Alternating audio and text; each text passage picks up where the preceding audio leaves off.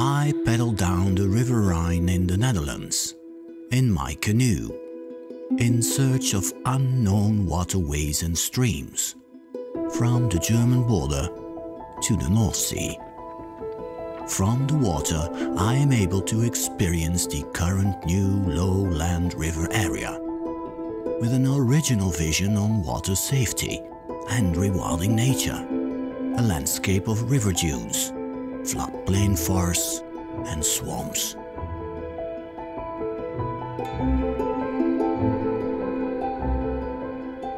In search of spectacular new wildlife.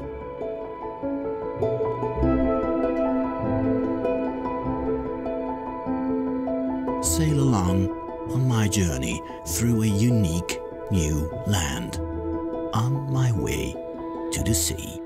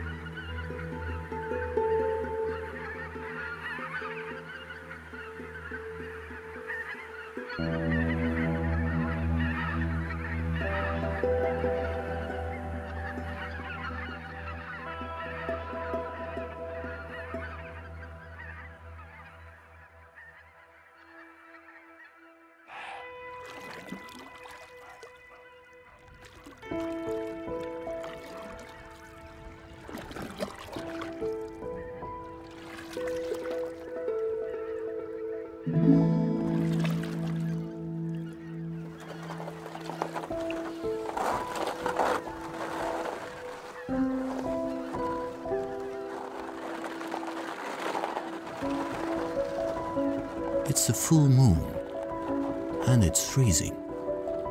I'm sailing through a thin layer of ice. I hear subtle splashing and soft gnawing, the sound of beavers.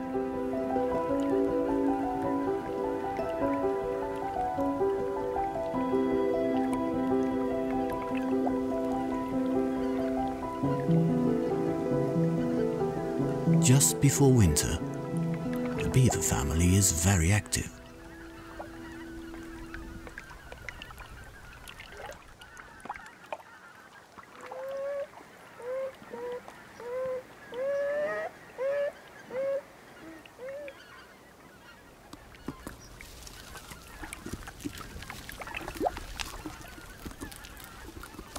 The last fresh willow branches are collected.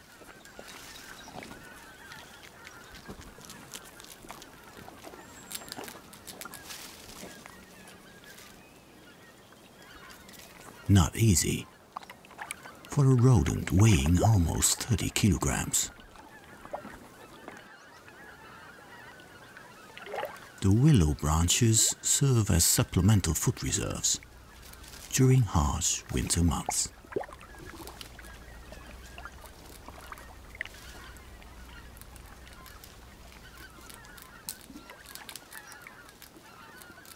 Beavers really belong to the water-rich lowlands of the Netherlands. Last century, they were extinct. Fortunately, they were reintroduced in the 1980s. Successfully. I come across them almost in the entire river area.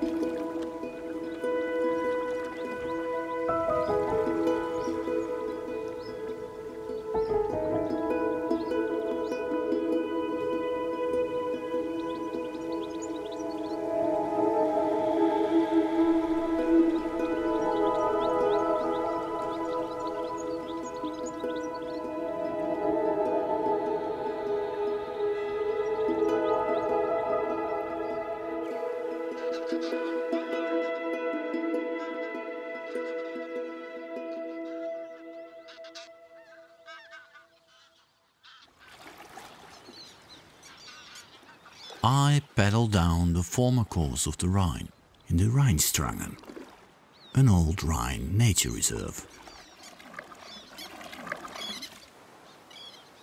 A few hundred years ago, this was still an active flowing river. Not anymore. Large reed beds grow into the water. A bird concept echoes from the reeds.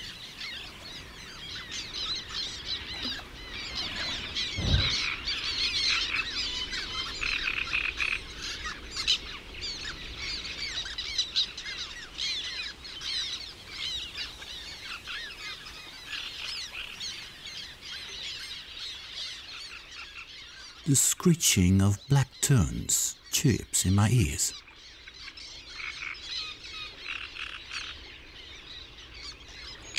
They have just returned from their trip from West Africa.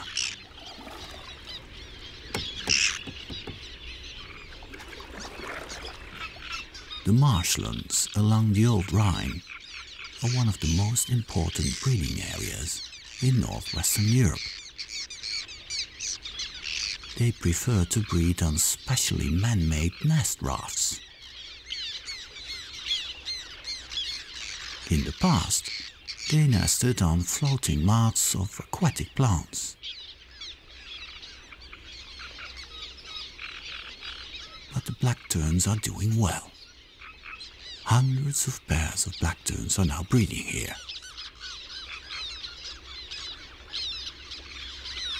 The male lands with his female on a nest. It's time to mate. The start of the breeding season.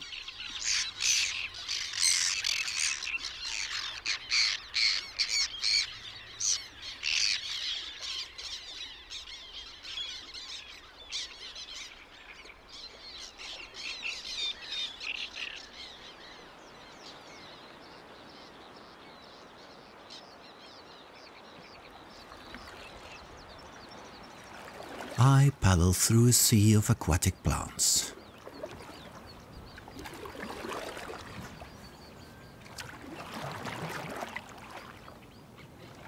In the distance I hear loud and clear the great reed warbler.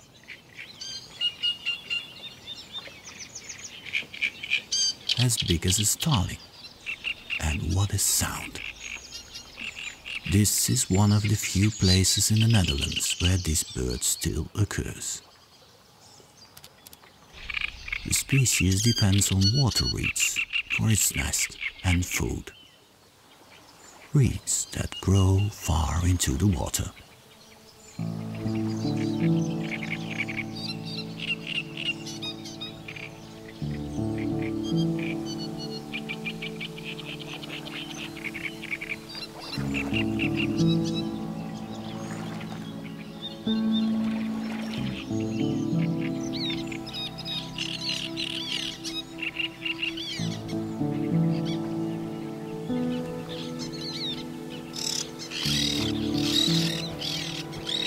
The black terns have chicks in mid-June.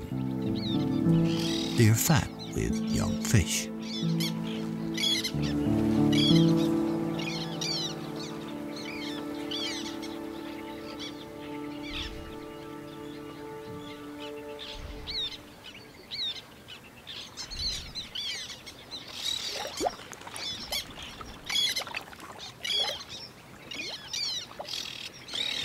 But black terns also eat insects. A large dragonfly makes a welcome change to the menu.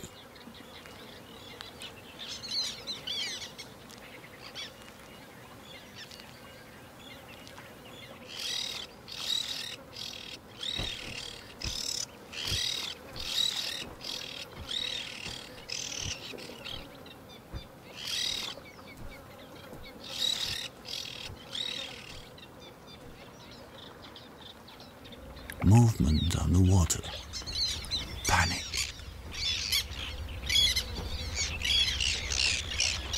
The colony is now working well together.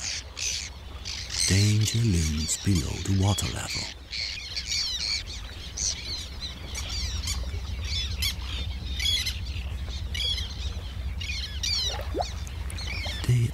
spawning breams. The male bream defends small territories underwater.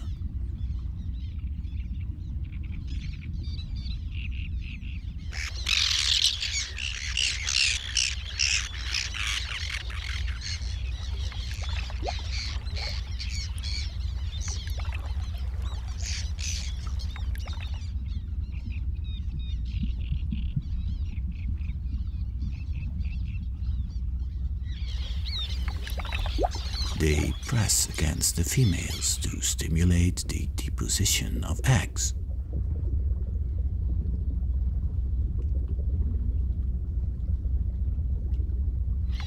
The splashing frightens the terns. One last check. The breams are not a danger at all.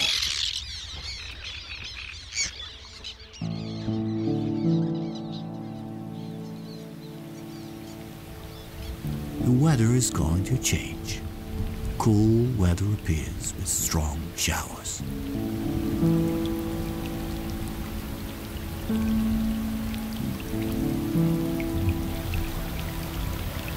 Black tern chicks are now very vulnerable in the middle of the water. The chicks can easily become hypothermic because they're too big to shelter under mother's wings.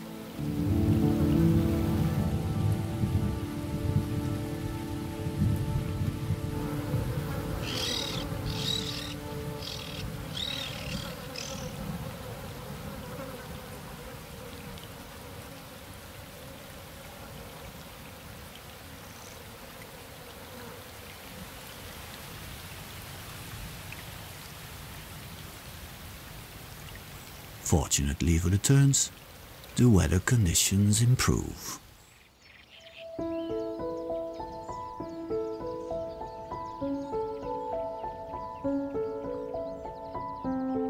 A few kilometers downstream, I reach the current bed of the River Rhine.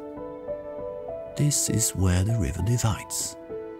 2/3 of the water turns left as the river Waal, and 1/3 turns right as Rhine and IJssel. I follow the Waal to the new nature reserve of the Millinga Waard.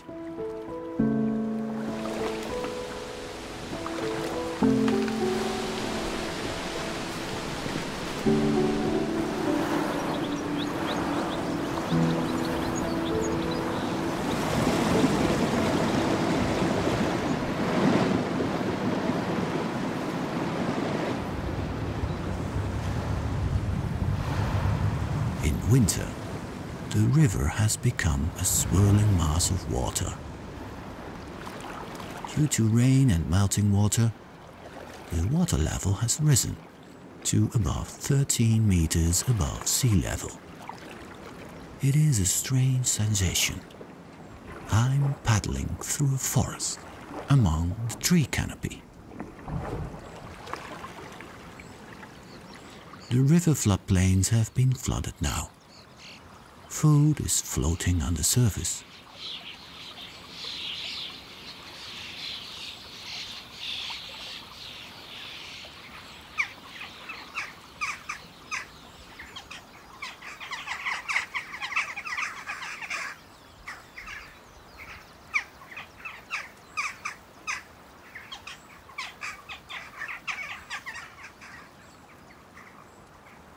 Magpies search for invertebrates like insects and worms along the high tide line.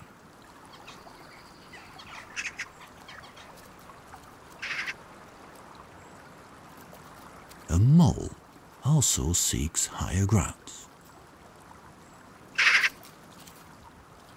An unusual appearance for the magpies.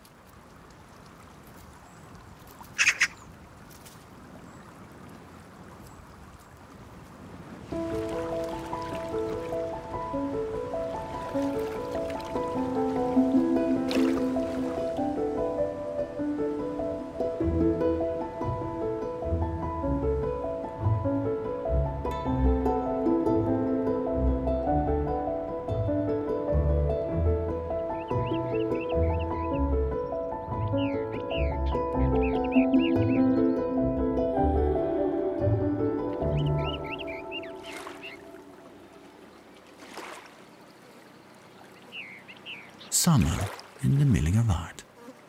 I sail along a living river dune of almost 4 meters high.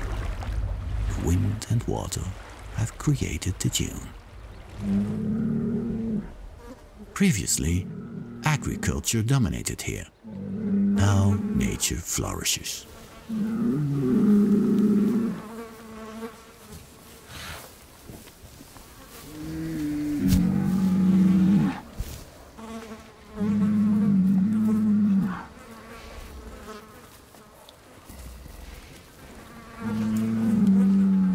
Galloway cattle and Konig horses relax on the river beach. An ideal time to ruminate. They are preyed upon by countless horseflies.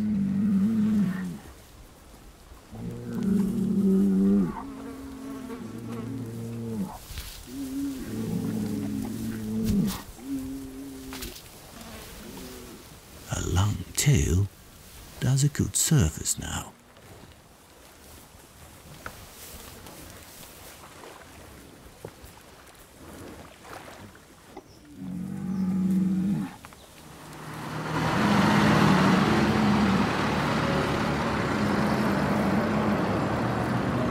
Water managers, nature conservatists, and clay and sand extractors work together on a safer and more beautiful river area.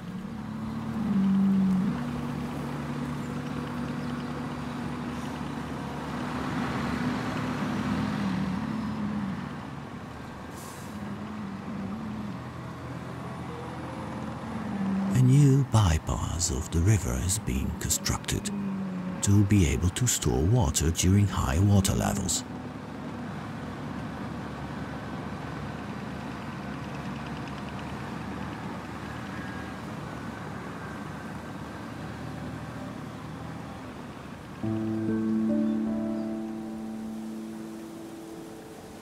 Within 6 months, a true metamorphosis takes place. I am the first to sail through this new waterway.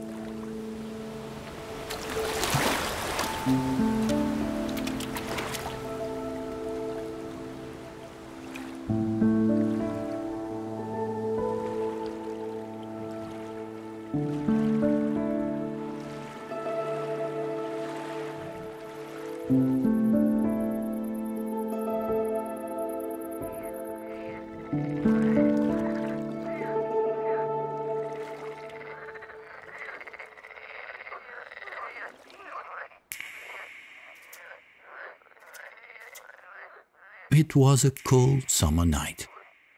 The meadow damselflies have become dewy.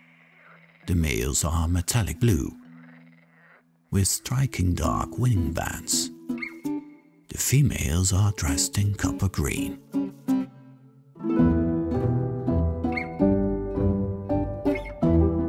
They anxiously await the arrival of the first rays of the sun.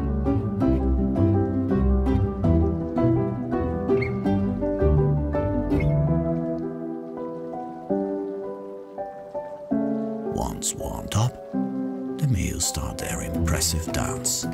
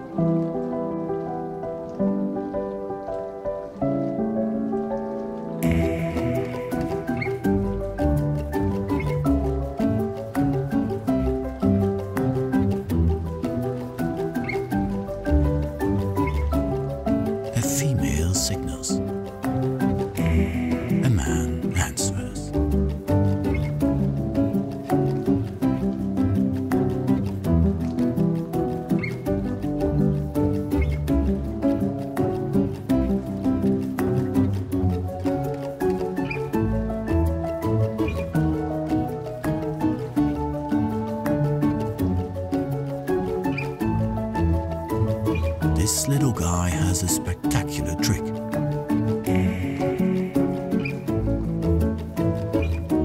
He is able to land on water.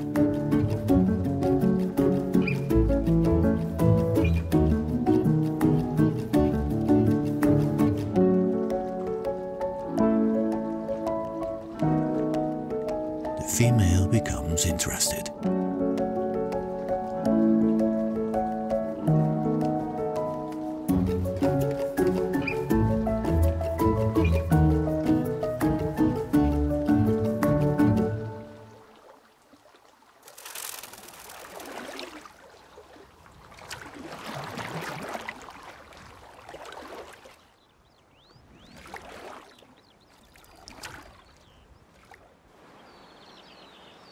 From the water I see the moraines of the failure looming in the distance, but also the activity of the city of Arnhem.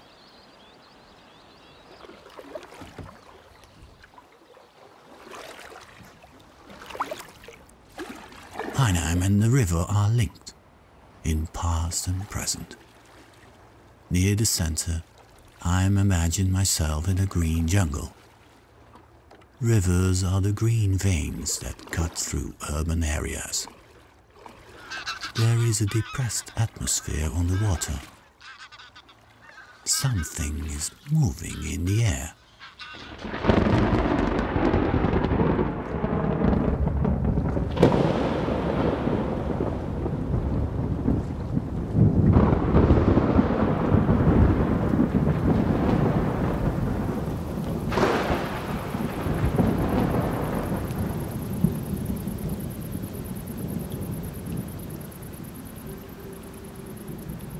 White flies suddenly appear in the twilight. They are burrowing mayflies. On the water surface, they transform into a bright white mayfly with remarkably long tail threads.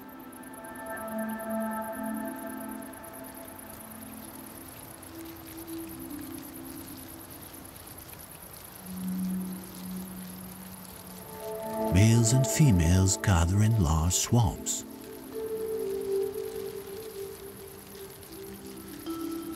Summer snow. A magical moment. Thanks to the many river projects, the river water is clean and full of oxygen again. That's why this unique phenomenon can be seen again along the major rivers.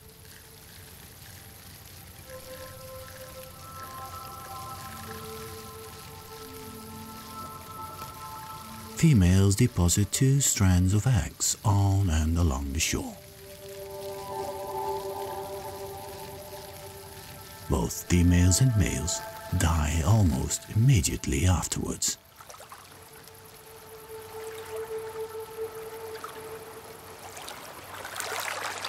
The river water takes the eggs into the depths, in anticipation of a new generation.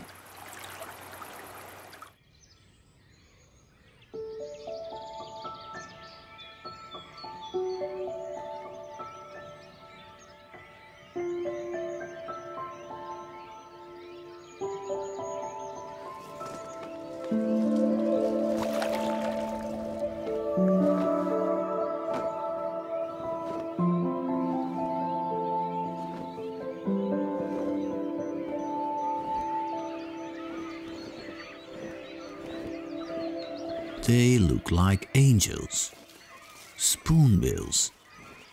The rest of the season they are timid birds, but now they are exuberant.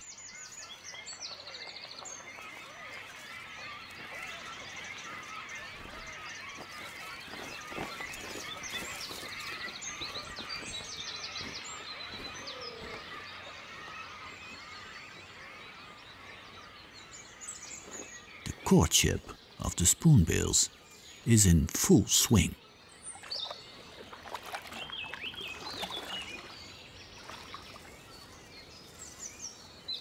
Who would have thought that spoonbills in the river area.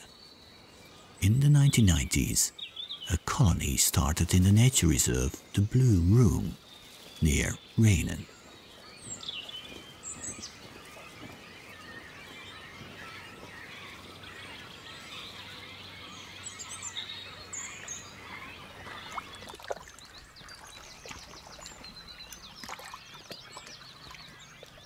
From the River Rhine, I can see them well in the still early April floodplain forest.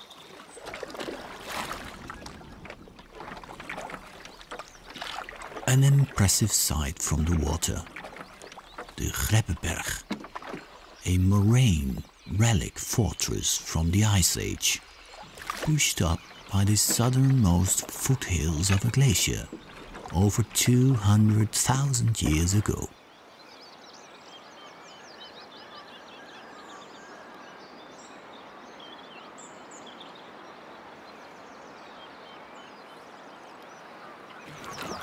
The Blue Room is an example of successful nature development in the river area.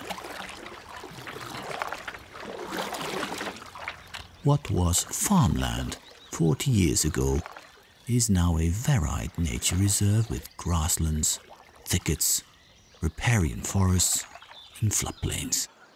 The winter dike has been partly removed here, so that the water can flow in and out freely. I sail along the foot of the moraine. It's the perfect day to look for grass snakes. About 20 degrees Celsius, no wind, and lots of solar heat for the cold-blooded animals. Carefully, I float my canoe along the reed bed.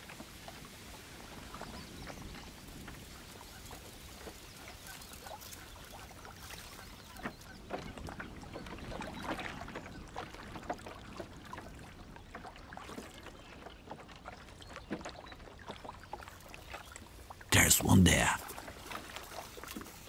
A female.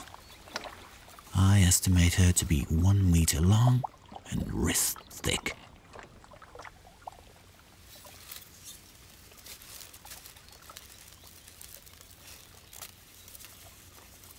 A male grass snake has awakened too. He spent the winter in a mouse hole.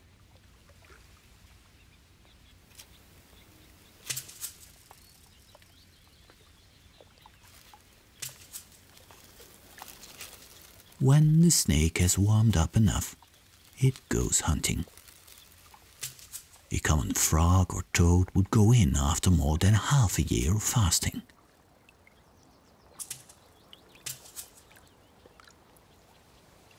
He tastes the air with his tongue. He's on the trail of a female.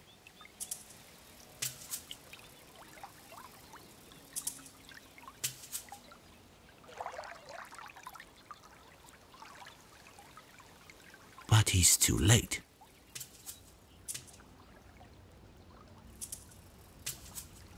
Several males have chased a huge grass snake female and are trying to mate with her. She is much larger than the males.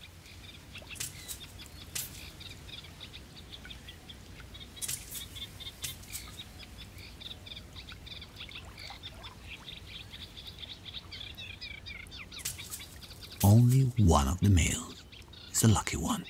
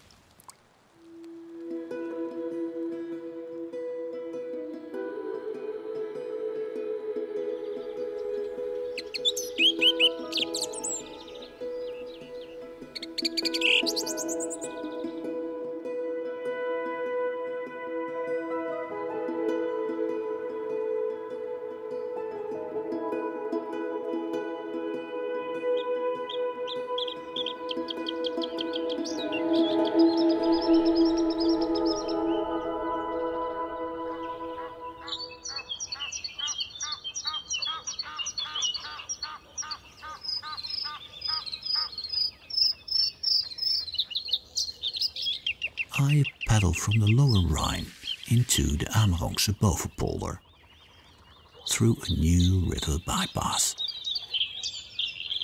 A singing bluethroat welcomes me. Now, mid-April, his singing activity peaks.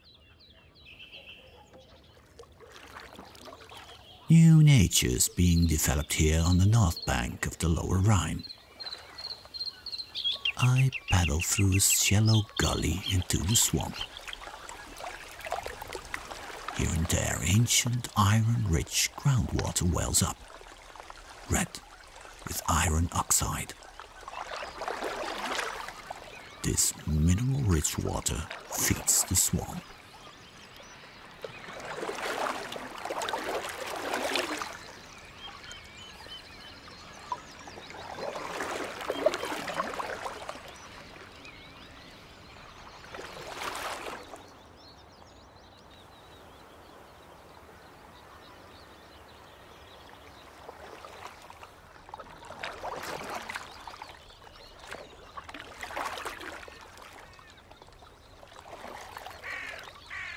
Then suddenly, shadows on the water.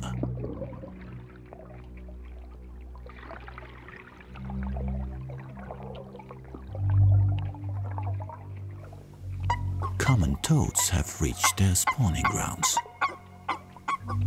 Females produce long strings of eggs that she hangs like garlands on the water plants. They are fertilized by the male.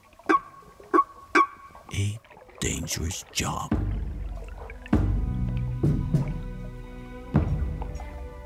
Frustrated, unpaired males wait for every movement in the water.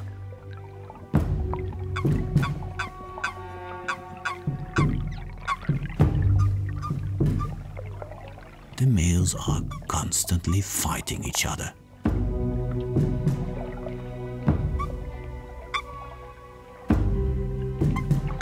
Once every few minutes, the toad pair has to go up to breathe. A tough job for the female, who is chained to her eggs and her partner.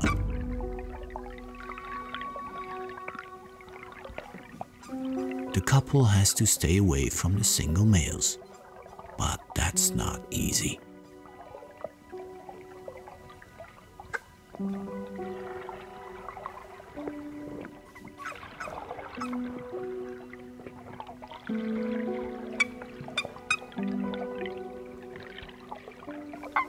They attack as soon as they spot the pair. This is really a risky situation. The male tries with all his might to kick off the attackers.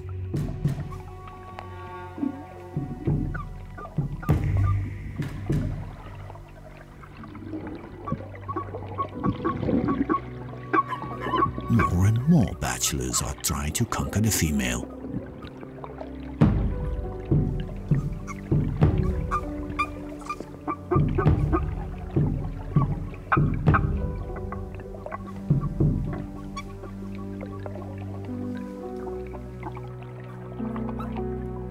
The female has to breathe really fast now, otherwise she would suffocate.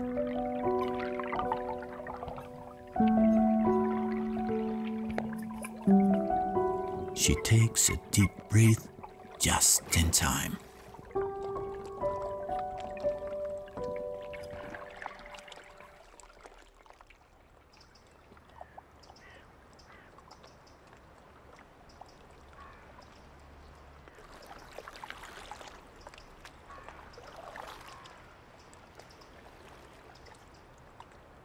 A group of conic horses enters the tunnel from the floodplain towards the lateral moraine. I follow their lead. The sun is making frantic attempts to break through.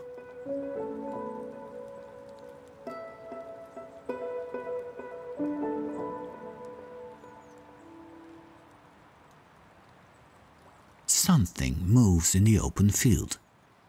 I hear a sort of grunt. Fallow deer.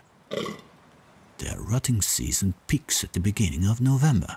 A large male inspects his harem. The harem consists of hinds and calves. He is after the hinds. They could be in heat any time now. He is the boss and rules like a general over his harem.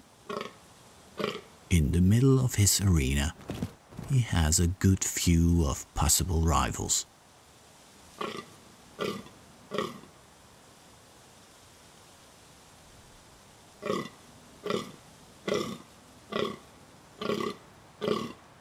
They watch him anxiously.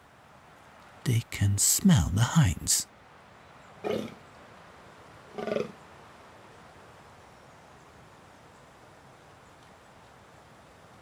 As soon as the general has left his arena, other fallow deer see their chance.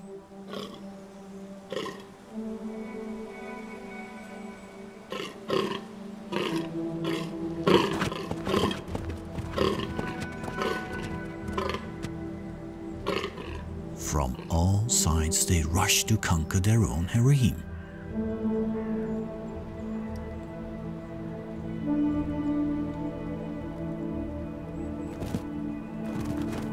One moment of carelessness can cost the general his good position.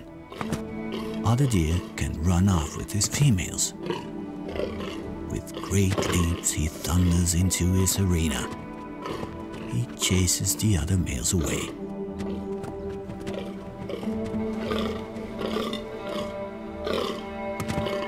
Even the hinds now know for sure he is the strongest.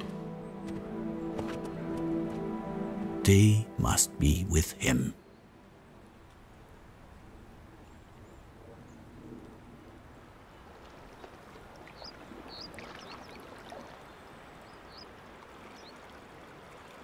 Further downstream in late May, I paddle through a completely different landscape.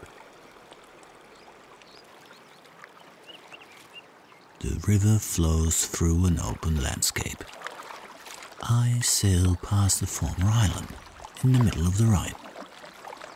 I can come ashore through a creek. I have to hurry, because the water is sinking fast. Here, in the middle of the Netherlands, the tidal system is noticeable.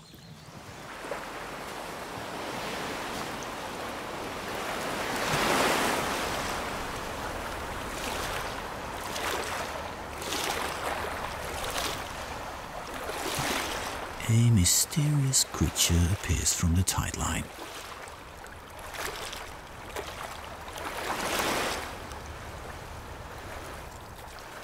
It's a dragonfly larvae.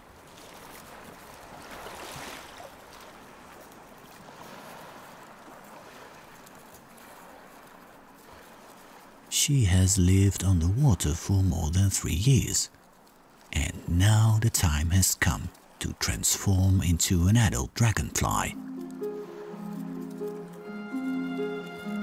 Purposefully, she crawls onto the river beach.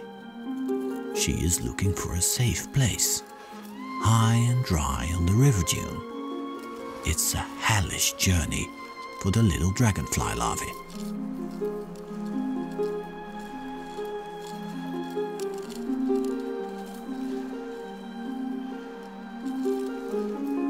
Then the miracle of metamorphosis begins.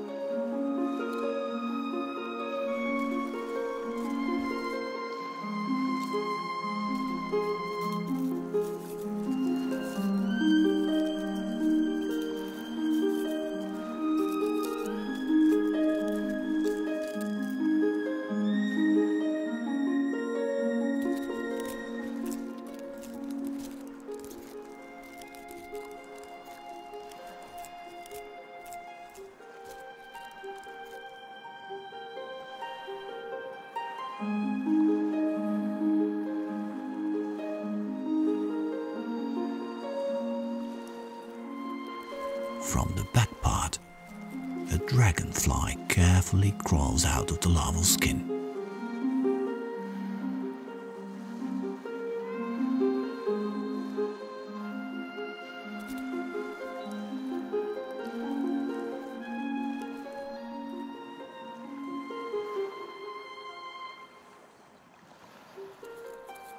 The wings need to harden before she can use them.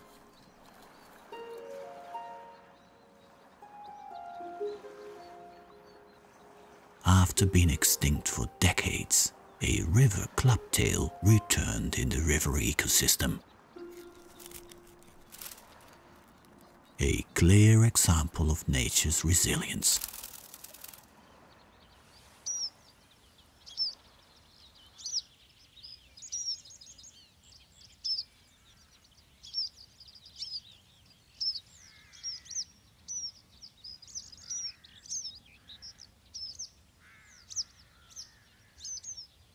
The river dune is an oasis of flowers.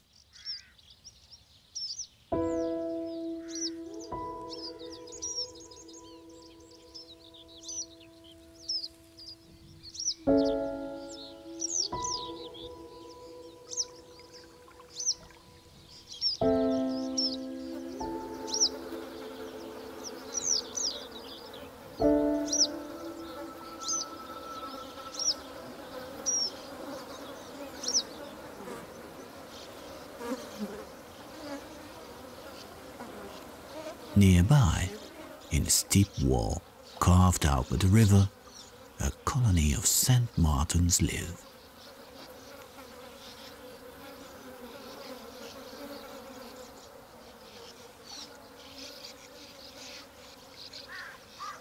Small, agile brown and white insect hunters.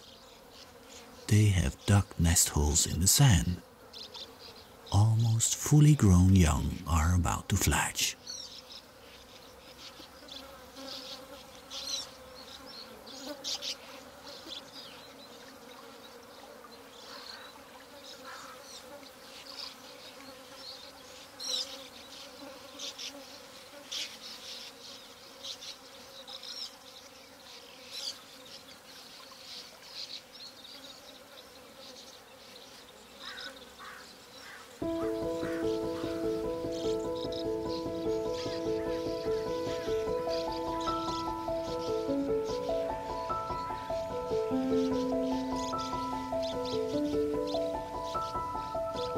The insect-rich river dune is a snack bar for the swallows.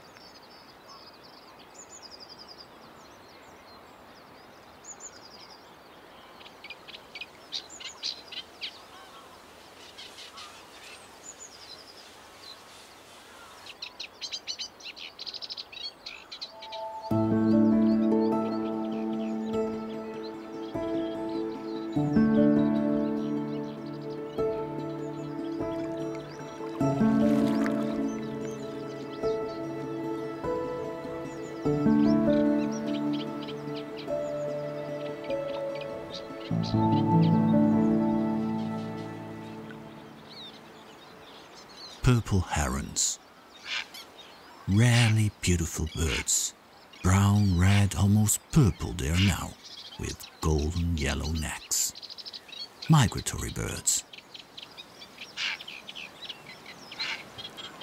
Every spring they fly from Africa to the Netherlands and back again in autumn.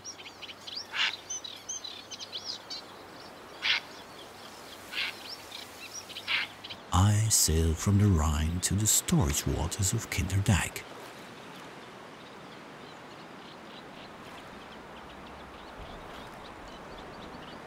Everlarging reed beds appear here in the downstream part of the River Rhine area.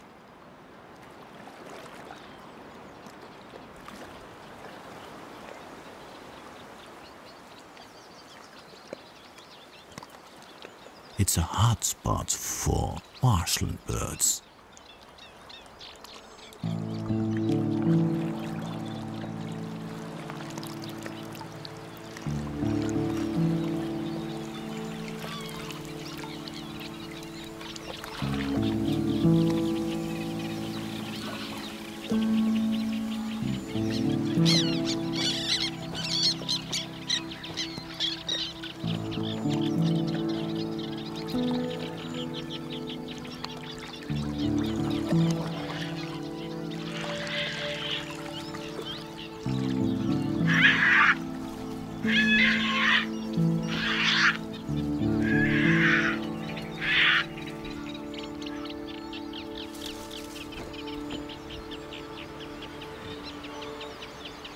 A purple heron male prepares to land.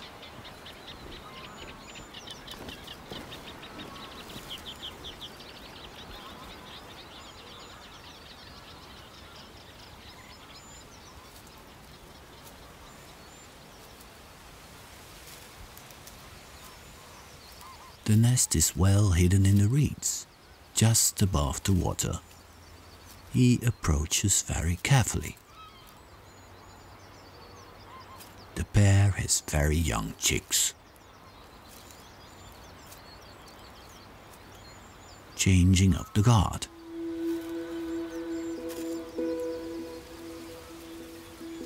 The chicks must be kept warm.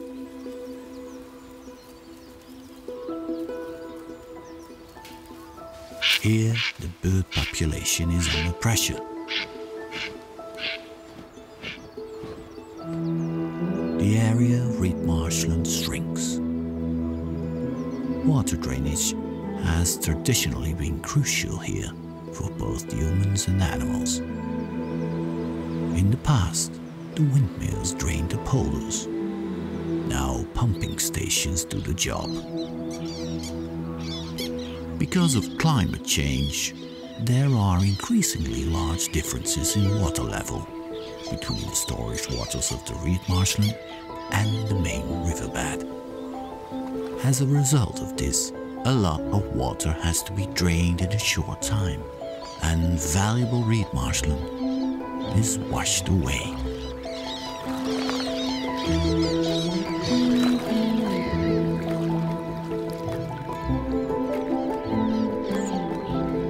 In a new waterland, sometimes the old and new water management conflict as part of the future development of a safe and biodiverse riverland.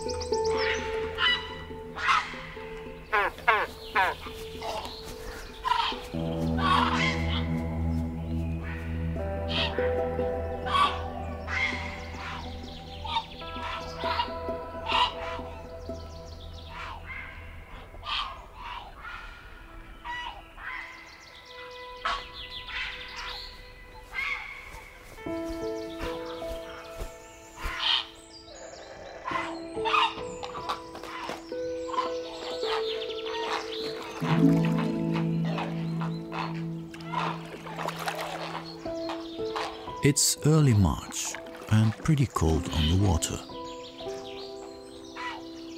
I feel it. Everyone is excited. Me too. This morning it will be spring in the Biesbosch.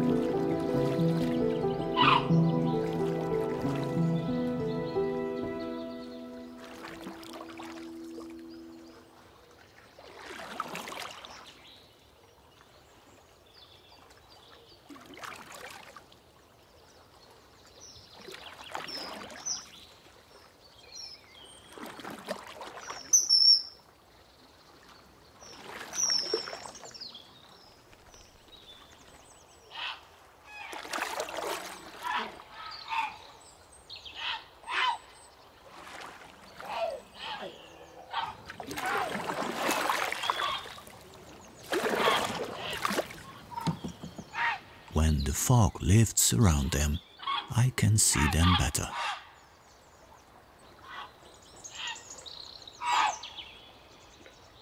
I think the blue herons are at their best now.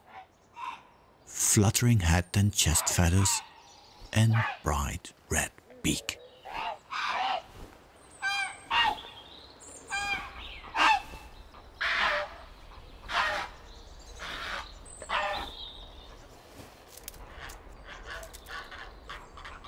The males occupy the nests first. They wait for the females to arrive.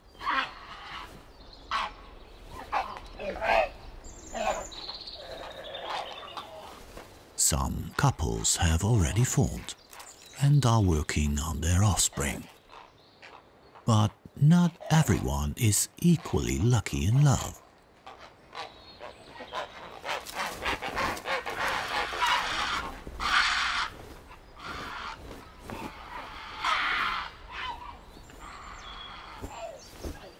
When he returns to his nest, a young female is waiting for him.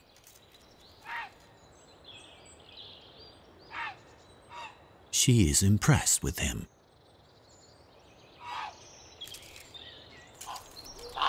He tries her out. But she is unafraid and determined. She wants him and his nest.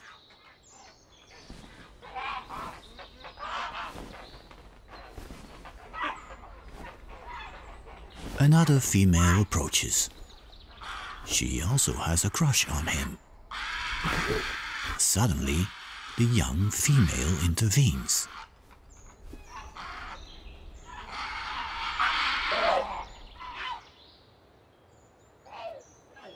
She now has a good chance of conquering the male and his nest.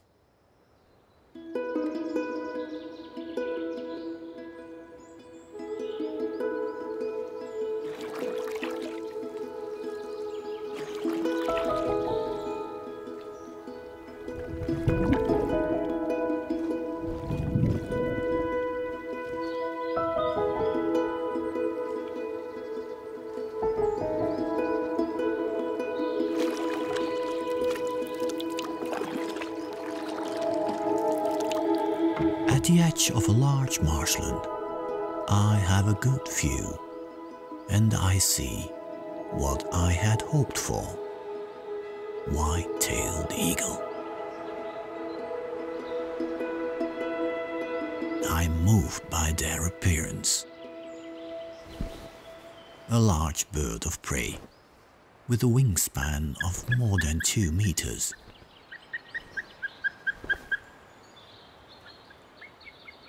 Majestic, but mysterious.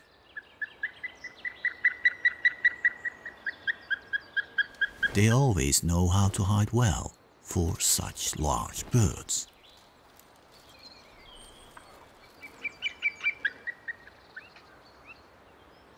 Their plaintive call is distant. They constantly seek each other's company.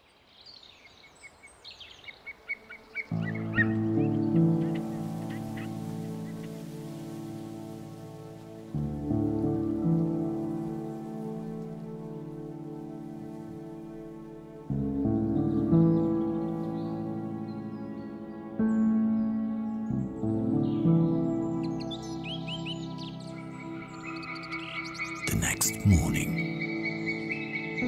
the female eagle calls from their huge nest. The male replies with fresh nesting material.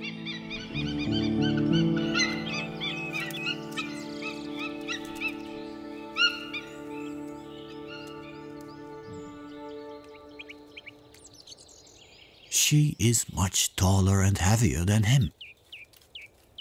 Her beak is huge and turns orange.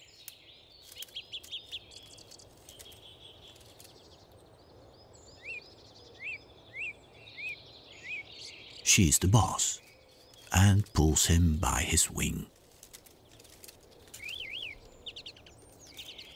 She urges him to go get fresh branches for the nest.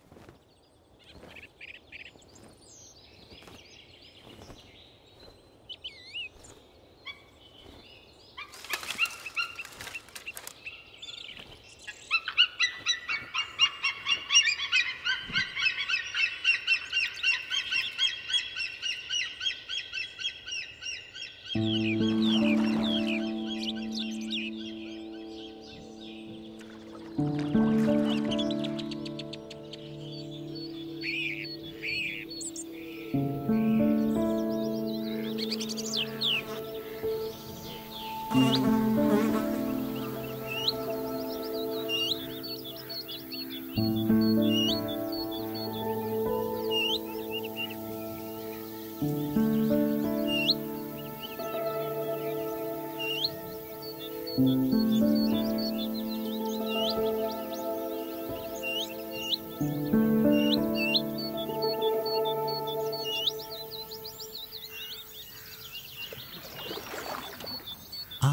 paddle through a fresh green willow forest.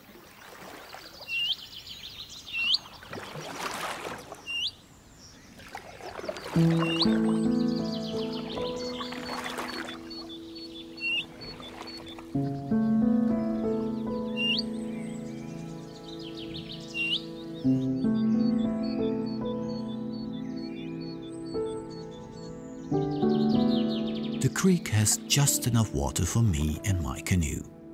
It's low tide. Very normal here in the Biesbosch. But such a freshwater tidal area is unique. Nature moves here to the rhythm of the tide.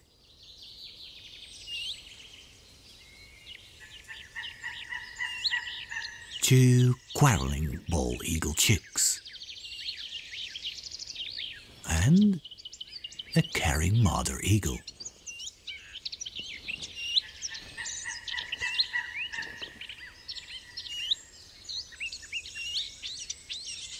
The eagle chicks are only a few days old and vulnerable.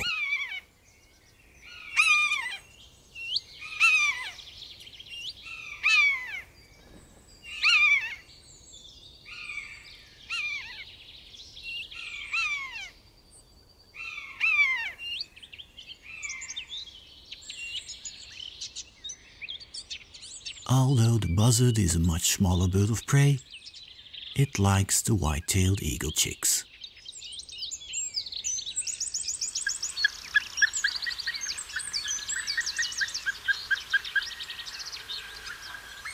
Father eagle is not far away. The young eagle chicks are well secured. Father eagle foresees the danger.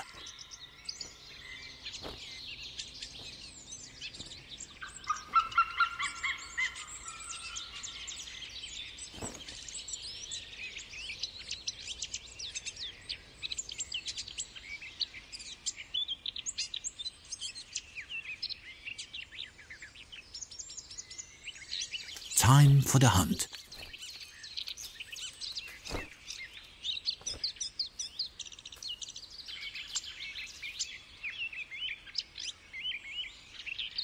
The little eagle chicks now mainly eat small prey. Clumsily, the eagle drops onto its prey.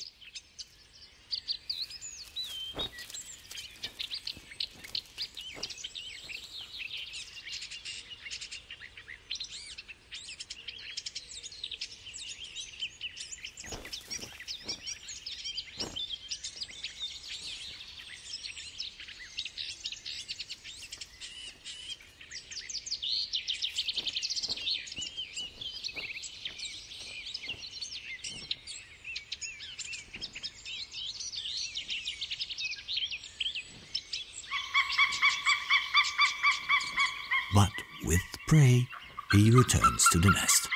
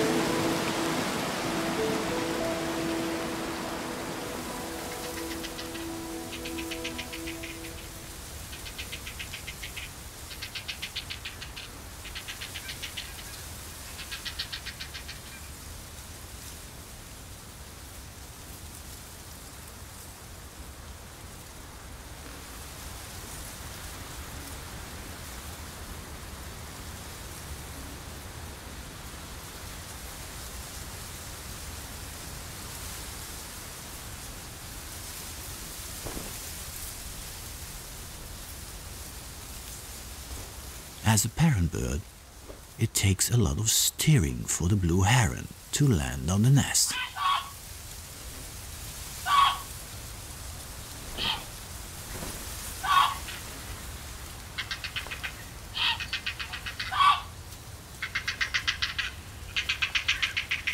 And then the feeding has yet to begin.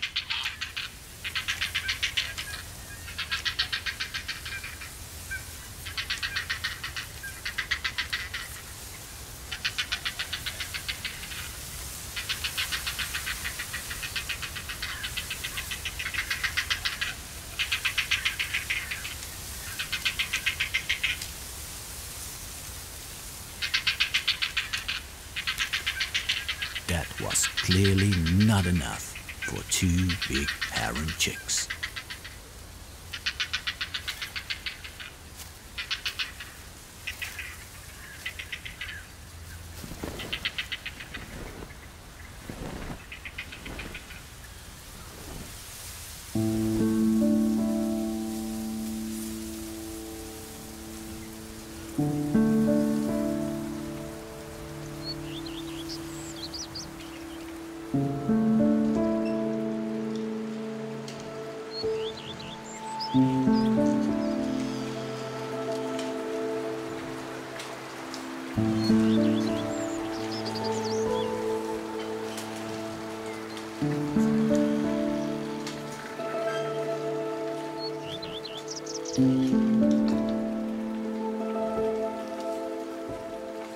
Impatiently, the eagle hatchlings wait for food.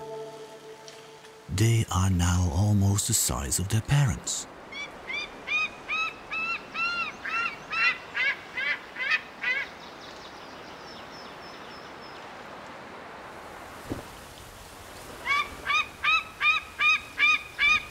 Moorhen is on the menu today. The eagle parents still help with feeding.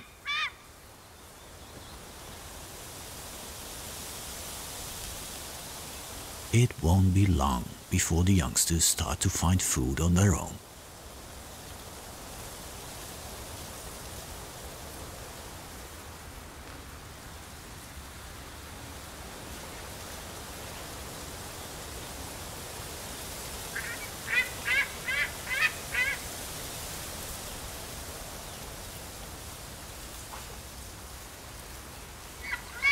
The strong wind is ideal for trying out the wings.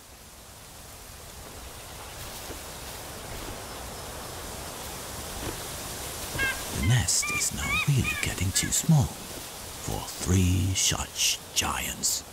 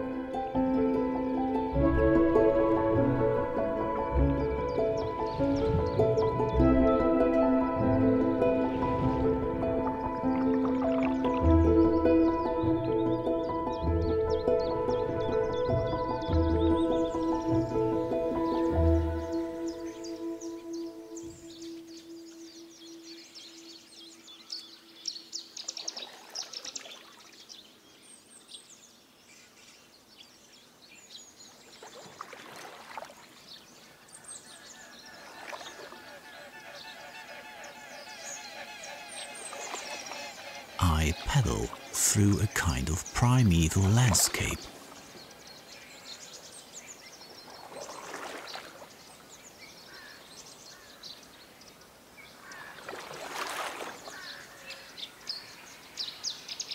Dead willows on either side of the creek. They tell me a bizarre story. The trees died from a change in water level. The river invades the former polder again, which drowned the trees.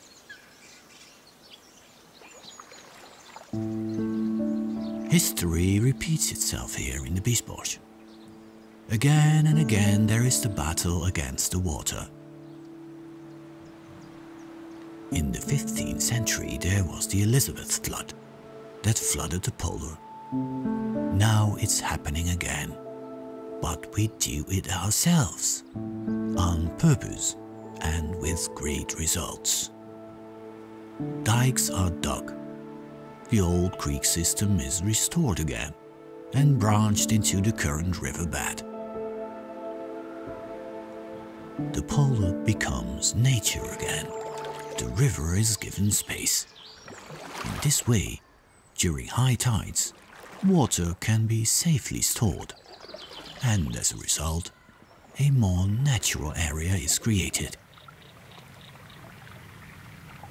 Especially underwater, life here is almost more exuberant than above water.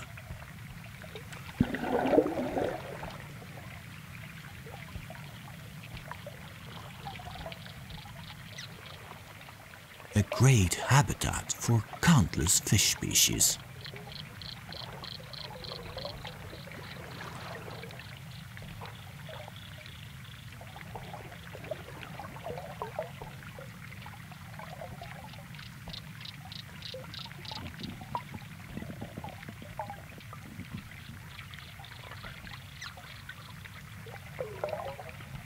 Deeply hidden at the bottom lies the largest monster in the river area, a giant catfish over a meter long. This fish species can grow to be 2 meters long and over 100 kilos in weight.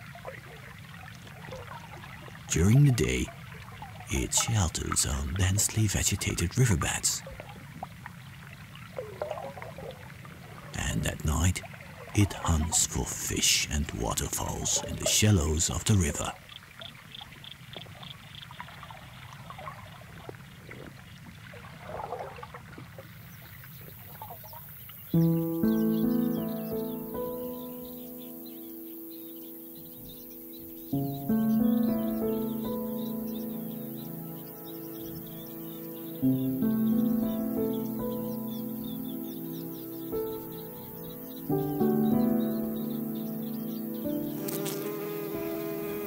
Early July, a summer evening in the Biesbosch.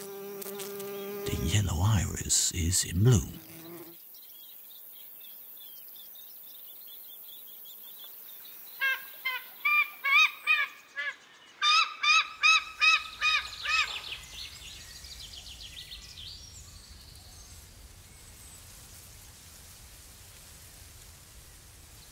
The 2 eagle chicks are fully grown now.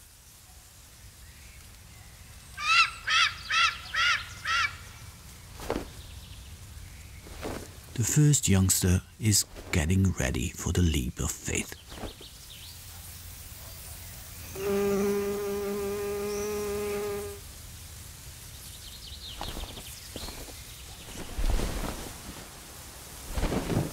A perfect takeoff and the first flight.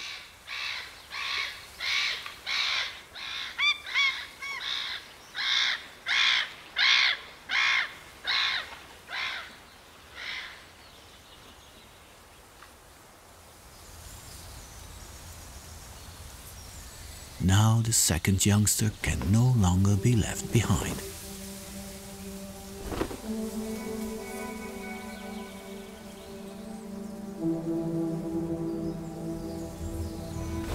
As future monarchs, they inspect their kingdom.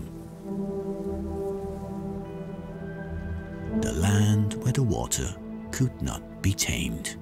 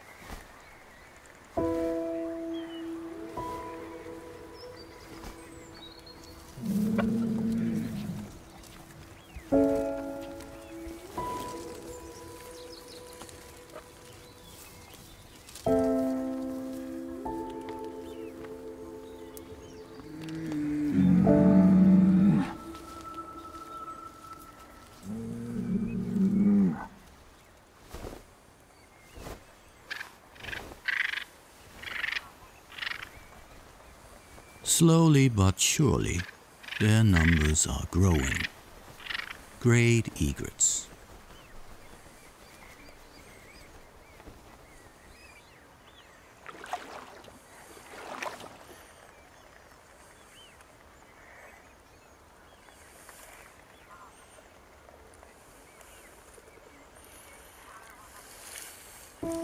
They patiently wait for what is to come almost every day.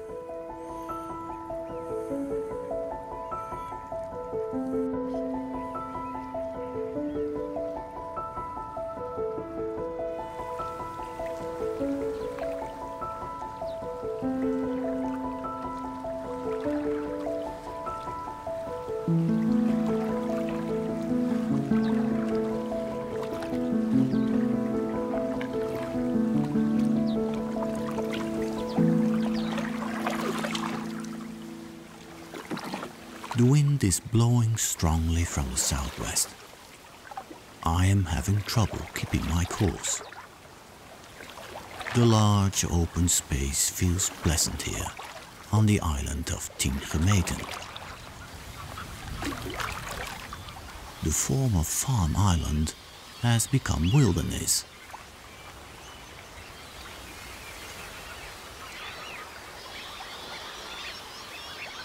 Everywhere you see the traces of a recent past.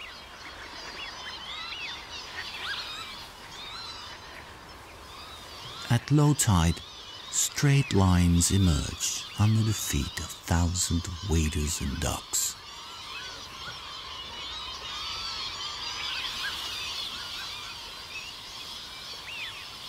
Groups of lapwings and Eurasian widgeons have gathered.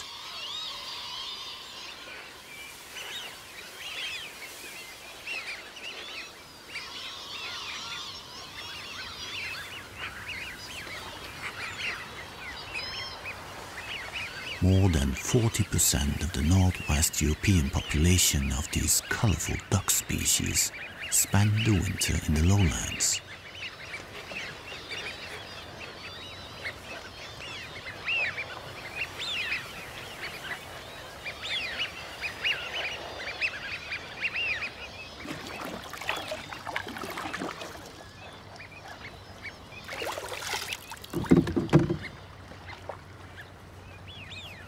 Then suddenly I see what the great egrets have been waiting so patiently for. Dozens of cormorants prepare for their daily hunt.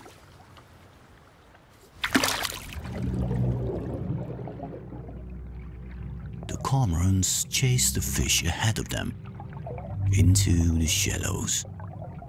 Large schools of bass and whitefish swim in panic for their lives. More and more cormorants are joining. They form an invisible trap.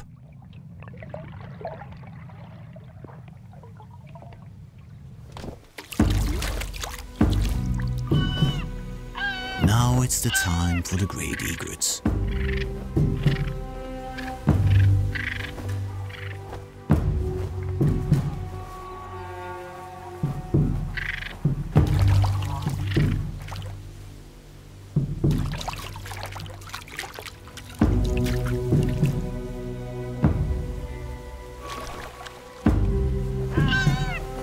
They jostle for the best fishing spot.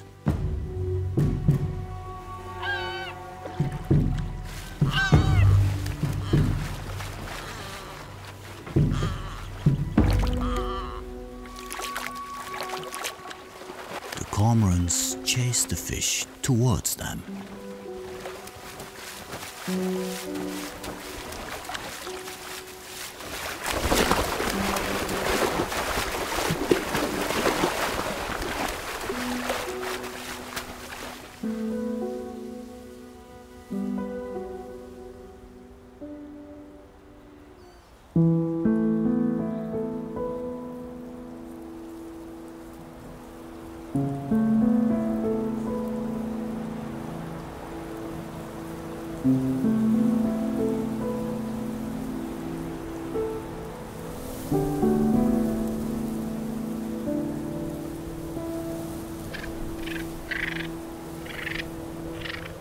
In December, most of the great egrets have already left.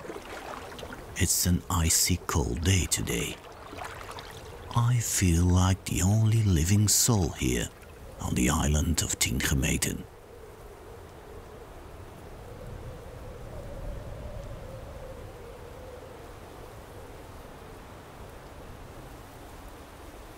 Except for the Scottish Highlanders, cattle that graze the island.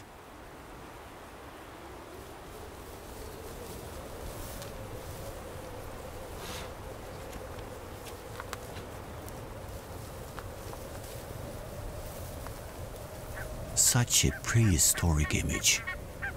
Aurochs migrating through a snowy delta.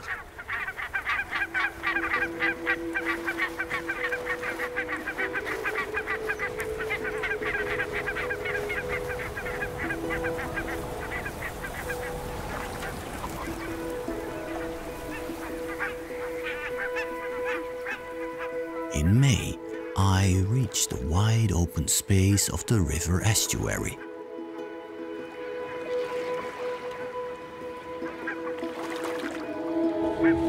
I approach an unexpected small island, no more than a mudplate, but a sanctuary for birds.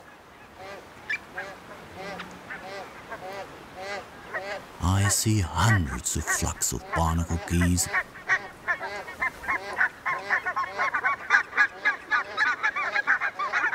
until recently, the barnacle goose was a breeding bird of the northern tundra, but now also of the Dutch Delta.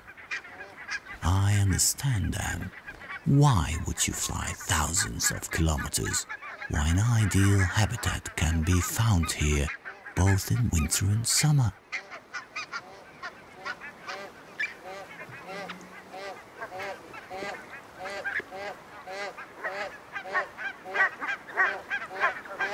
The island is overcrowded. Neighborhood dwellers everywhere.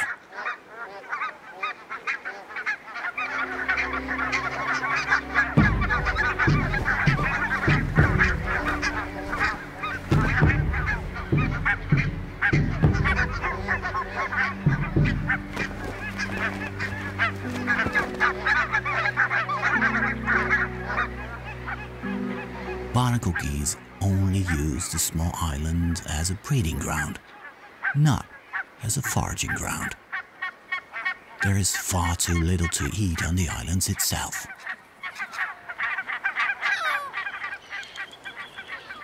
An early nest has chicks. The parents have left the nest and call the chicks. Two of them decide to leave the nest to join their parents.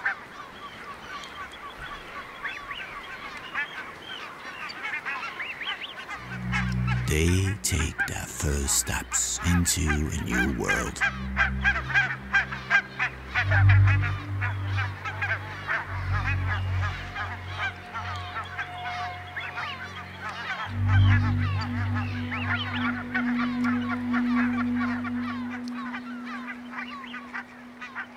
The chicks become completely disoriented. Who are their parents?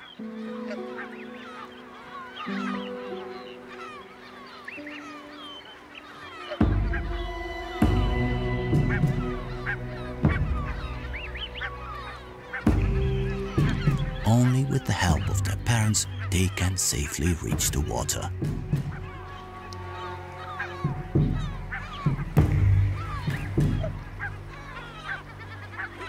The little black-backed gulls have already noticed them. It is getting risky now.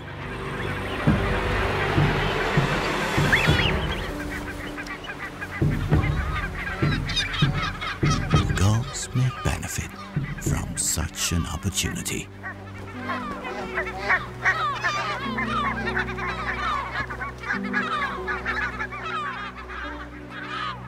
The remaining chick has found its parents.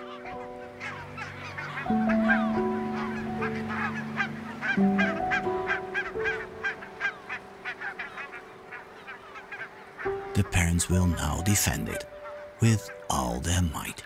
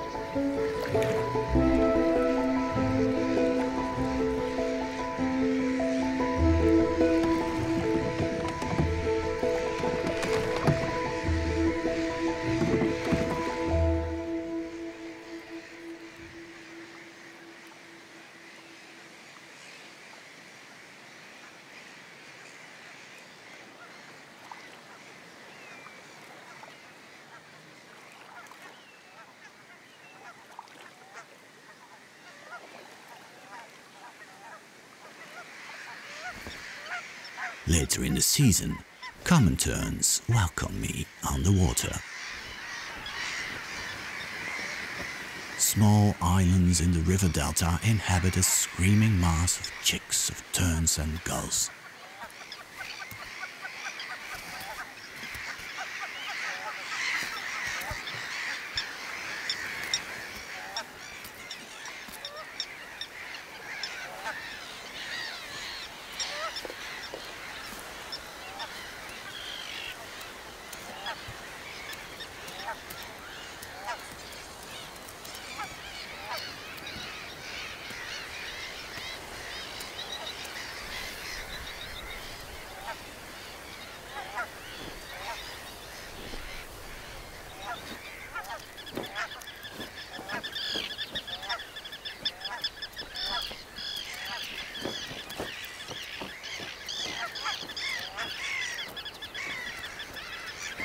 It's not easy to find the chicks in such an overcrowded colony.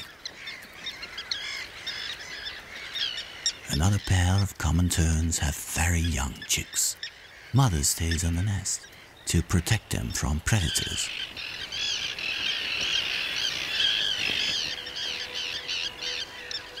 From the sky, a new food drop is approaching. Father has caught a fresh fish.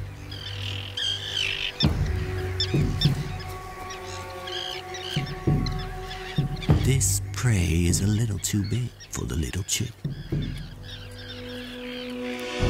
Father is getting impatient. Hurry up now.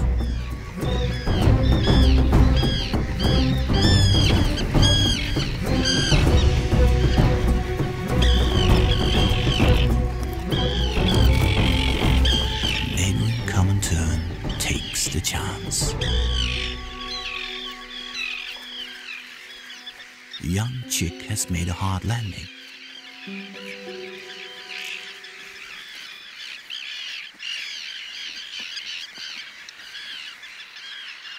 The other chick comes to take a look.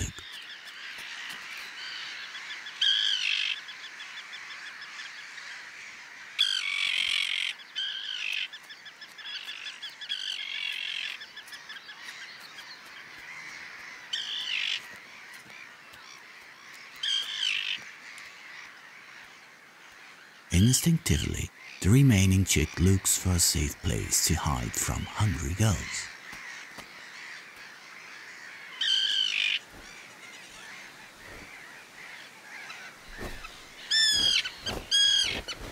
Father checks the smaller chick. There's not much life left in it.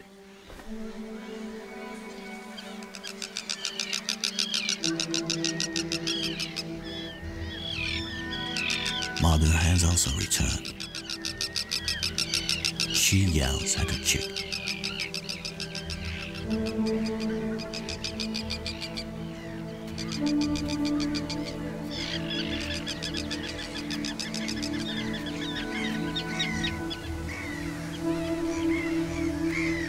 Luckily for her, the chick reacts quickly and returns to the nest with her.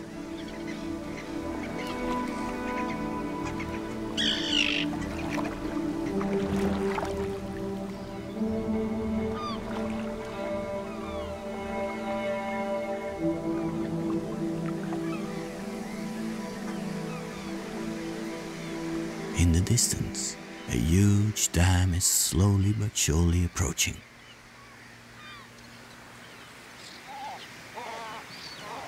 A colossal structure. One of the delta works, the Haringvliet Dam. Built to protect the lowland against storms and high water. But it also has to drain the river water from the Rhine Delta into the North Sea.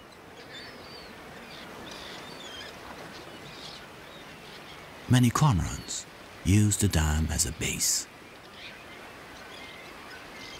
As soon as the dam opens to drain fresh river water into the sea, something is about to happen.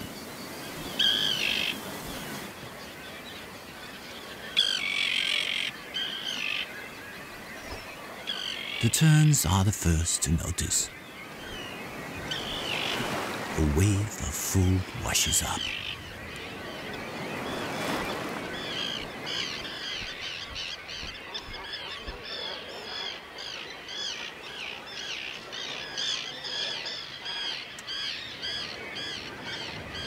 Now the cormorants also know that it's time to act.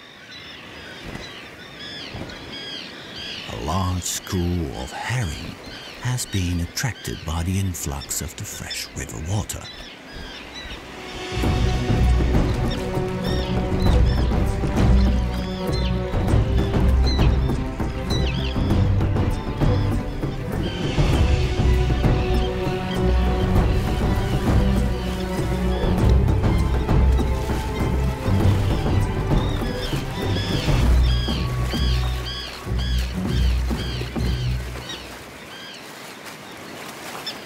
Cormorants hunt the fish on the surface. That's exactly what the terns are waiting for.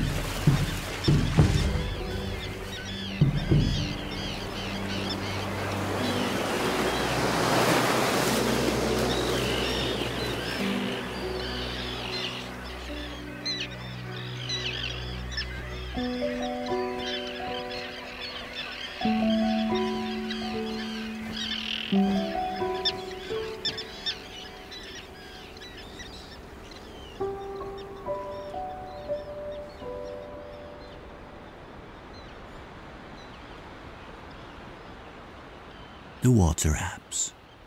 The first sandbanks appear above water. Always surprising how fast the water comes and goes.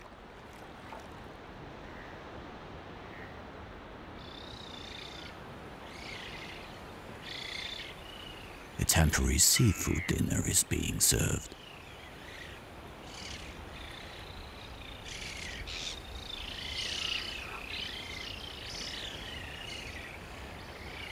Spoonbills know that shrimps and small fish must quickly flee to deeper water.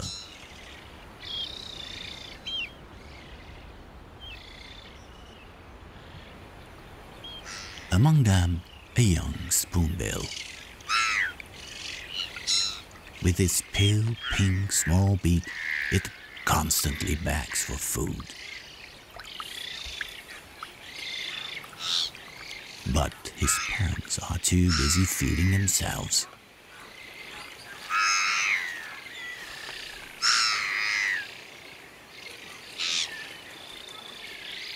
Clumsily, the young spoonbill decides to try it anyway.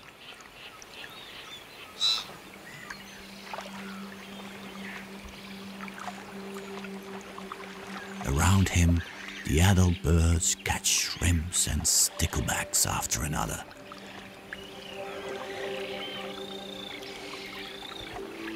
Now he caught some too. Not good enough.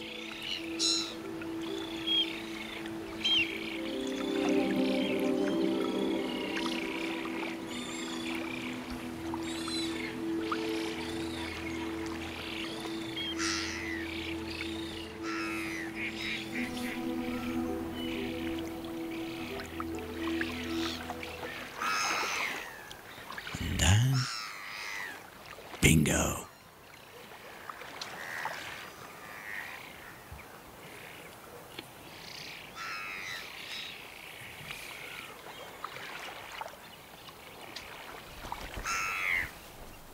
After dinner, the partner bond is tightened.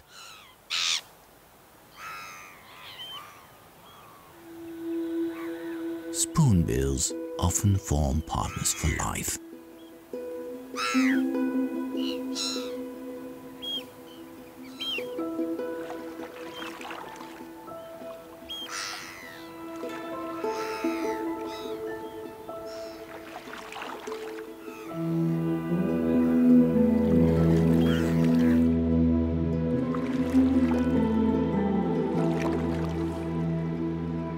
I achieved my goal. The river has suddenly become sea. Only a light swell reminds me of it.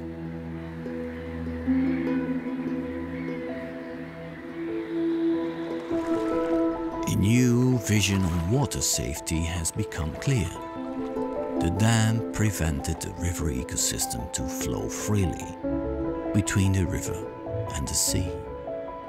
Nature became obstructed by it. Now the dam has permanently opened again into small locks.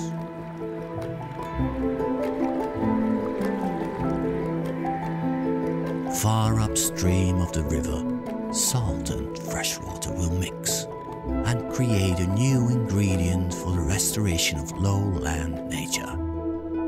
Even more opportunities for the recovery of a living river.